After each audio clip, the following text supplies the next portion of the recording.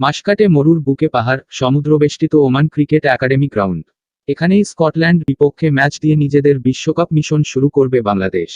Group পর্বের বাকি 2 ম্যাচে ওমান ও পাপুয়া নিউগিনির মুখোমুখি হবে বাংলাদেশ। পরিসংখ্যান বলছে, রান তাড়া করে জয়ের রেকর্ডই বেশি এই স্টেডিয়ামে।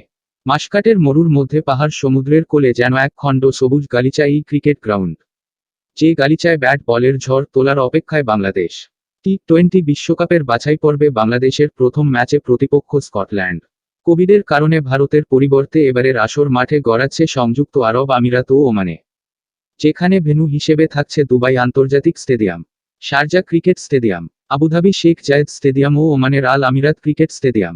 3000 দর্শক ধারণ ক্ষমতার এই স্টেডিয়ামটি ওমানের রাজধানী মাসকাটে অবস্থিত।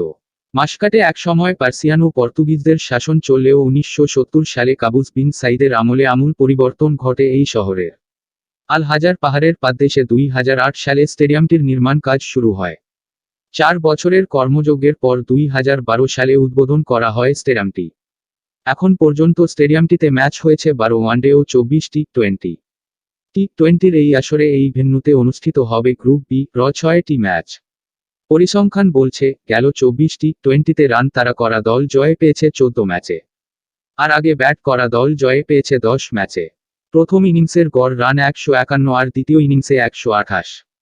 দলীয় সর্বোচ্চ 210 আর সর্বনিম্ন রান 64। এই স্টেডিয়ামে সর্বোচ্চ 183 রান তাড়া করে জয়ের রেকর্ড আছে। 500 বছরের পুরনো নগরী মাসকাটে রোববার 17 অক্টোবর স্কটল্যান্ড বিপক্ষে ম্যাচ দিয়ে নিজেদের বিশ্বকাপ মিশন শুরু করবে বাংলাদেশ।